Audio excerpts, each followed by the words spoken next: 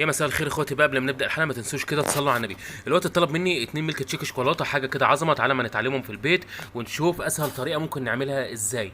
اول حاجه هنجيب الخلاط بتاعنا وهنجيب جالون الايس كريم الشوكولاته، وهننزل كده على كل كوبايه ب3 بولات من الايس كريم.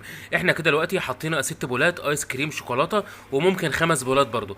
بعد كده هنقوم نازلين بشويه كده صوص شوكولاته، يعني معلقتين شوكولاته كبار كده، شوكولاته سايحه. بعد كده هنقوم نازلين بكوبايه لبن، يعني ال3 بولات ايس كريم مع معلقه صوص شوكولاته بتاخد نص كوبايه لبن. وركزوا معايا في الكلام قوي علشان الاطفال بتحبه قوي قوي. تمام. بعد كده وبعد ما حطينا لبن هنسيبه في الخلاط يتضرب لمده 15 ثانيه او 10 ثواني، وما نكترش عن كده علشان ما يحلش معانا، علشان الوقت هوريكم القوام بتاعه المظبوط عامل ازاي. وده الميلك تشيك الشوكولاته لازم يكون عامل كده، طبعا في كافيهات بينزل كده بالظبط.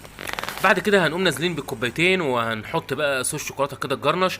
وصوص شوكولاته الجرنشه مش اجباري لكن اختياري وحسب ما احنا عايزين يعني. بعد كده هنقوم نازلين على اول كوبايه بميلك تشيك شوكولاته اهو، زي ما انتم شايفين نازل تقيل اهو.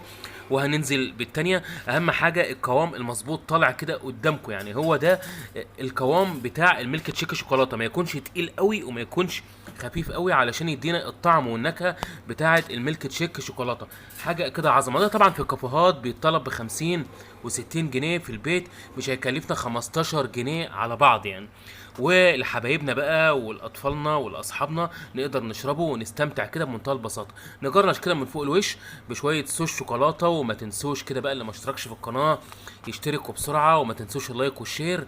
وتمام قوي وبس خلاص.